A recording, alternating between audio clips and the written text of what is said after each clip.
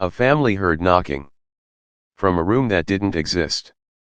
A woman found footprints leading into her basement, but none coming out. And a man who woke up at 3 a.m. every night, found something standing at the end of his bed. 3 true stories.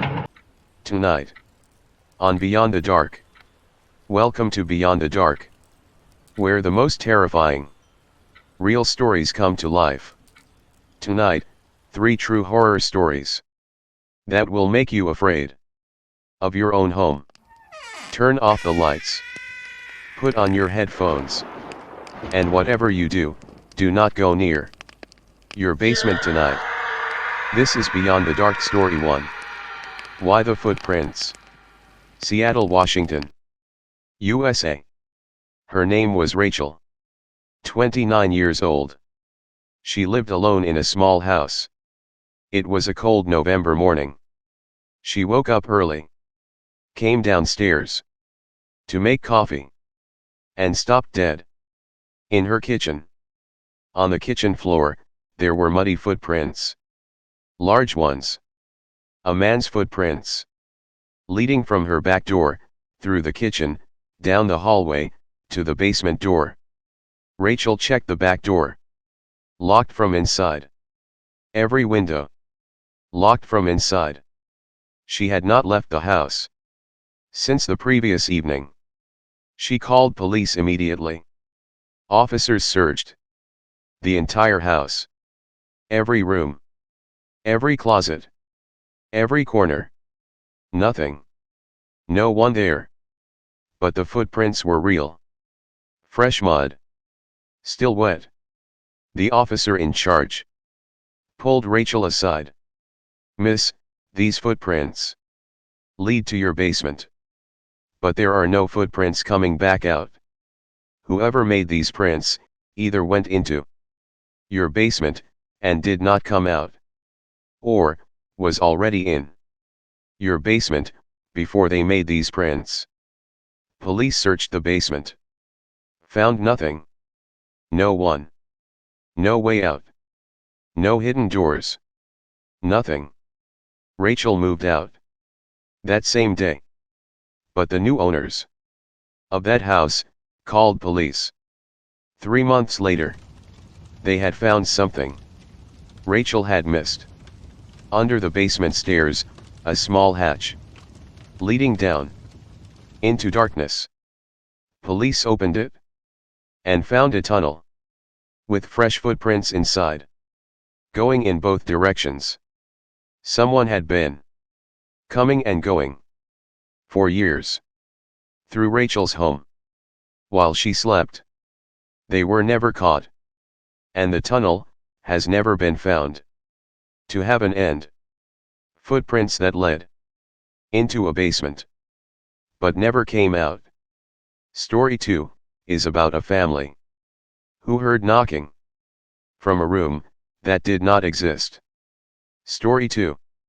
The room that didn't exist. Birmingham, United Kingdom. The Morrison family had lived in their home for 6 years. They knew every inch of that house. Every room. Every wall.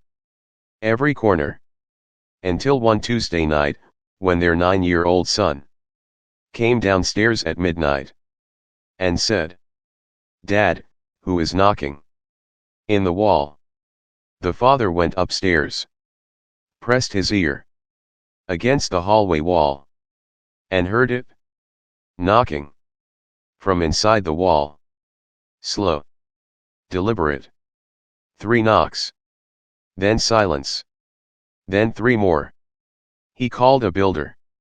The next morning, the builder examined the wall and said something that made the family go cold.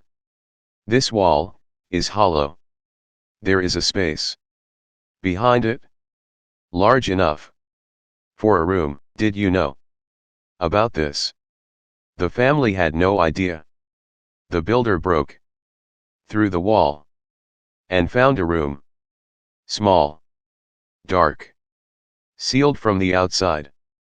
Inside the room, a chair, a small table, an old oil lamp, still warm, used recently, and on the table, a notebook, open.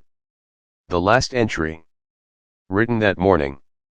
In the notebook, a detailed log of the Morrison family's daily routine. What time they woke up, what time they ate, what time they slept, every single day, for 6 years. Whoever had been in that room had been watching them through a small hole drilled in the wall for 6 entire years, and had left that very morning before the builder arrived. Police searched the entire area, never found anyone. The notebook was taken as evidence, but one officer who read it said, the very last line in that notebook was written in different handwriting, larger, shakier, like it was written in a hurry. It said, "They finally heard me.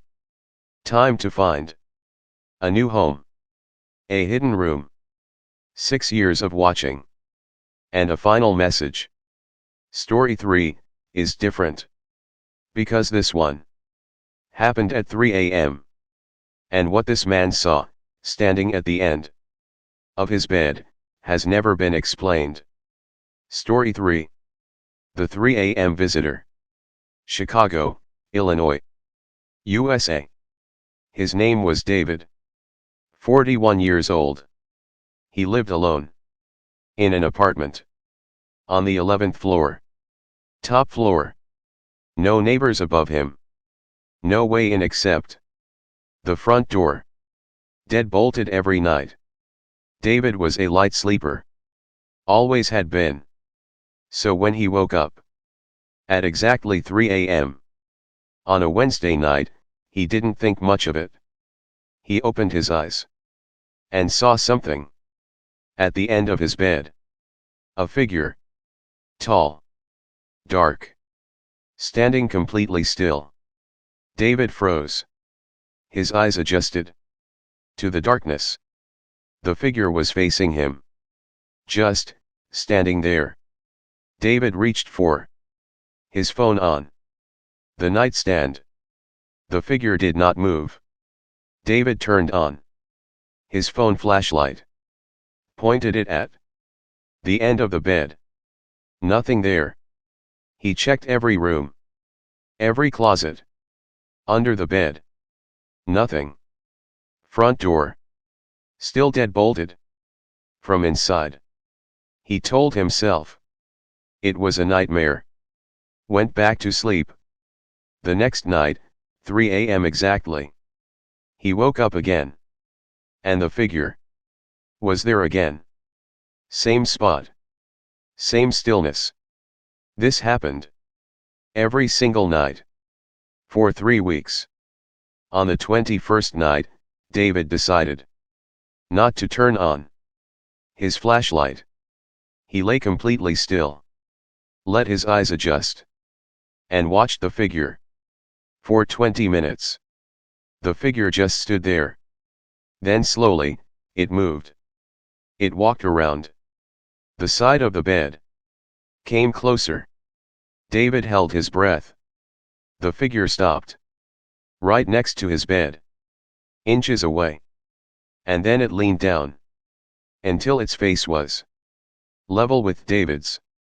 David could see it clearly now. There was no face. Just darkness. Where a face should be. Just darkness. And then it whispered one sentence in a voice that sounded like it came from somewhere very far away. It said, "You are in my home." David screamed, turned on every light. The figure was gone. He called police. Officers found nothing. But when they checked the building records, they found something strange. The apartment David was living in had been sealed and empty for 23 years. Before David moved in, the previous tenant, a man who lived alone, had reported seeing a dark figure at the end of his bed every night at exactly 3 a.m. for 3 weeks before he disappeared, never to be found. David moved out that same morning. He has not slept in the dark since. But he says, no matter where he moves, no matter how many lights he leaves on, he still wakes up at exactly 3 a.m. every single night. And he can feel it standing there at the end of his bed, waiting. 3 stories, 3 homes, 3 families who will never feel safe again. If these stories kept you up tonight, subscribe to Beyond the Dark. New horror stories every single day. The darkness always has more to tell.